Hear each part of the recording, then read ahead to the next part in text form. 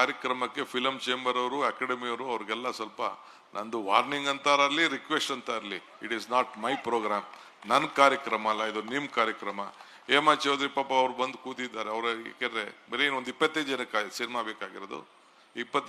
ನಾವು ಯಾವ್ದಾರ ಸಂದರ್ಭದಲ್ಲಿ ಯಾವ್ದಾರ ಒಬ್ರು ಹಿಂಗೆ ಫಿಲಮ್ ಏನಾರು ಇಲ್ಲೆಲ್ಲ ತೆಗಿತಾವ್ರೆ ಅಂತಂದ್ರೆ ಯಾರು ಸರ್ಕಾರಕ್ಕೆ ಕೋಆಪರೇಟ್ ಮಾಡಲ್ಲ, ಅಲ್ಲಿ ಪರ್ಮಿಷನ್ನೇ ಕೊಡ್ಬೇಡ ಅಂದ್ರೆ ಥಿಯೇಟರ್ ಸಿನಿಮಾನೇ ನಡೆಯಲ್ಲ, ಒಂದು ಶೂಟಿಂಗೇ ನಡೆಯಲ್ಲಪ್ಪ.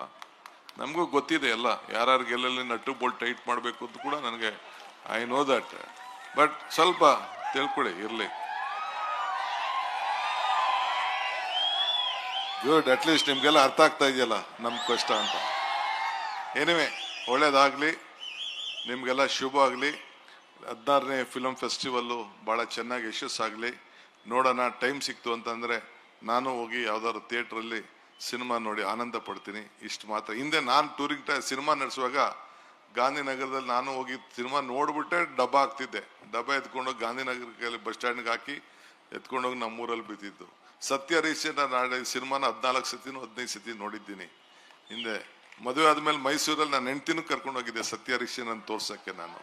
ಸೊ ಅಷ್ಟು ನಮಗೂ ಅಂದರೆ ಈಗ ಏಜ್ ಗ್ಯಾಪ್ ಡಿಫ್ರೆನ್ಸ್ ಜಾಸ್ತಿ ಆಗೋಯ್ತು. ಪಾಪ ಕಲಾವಿದರನ್ನ ಗುರ್ಸೋದು ನಮಗೂ ಕಷ್ಟ ಆಗ್ಬಿಟ್ಟಿದೆ.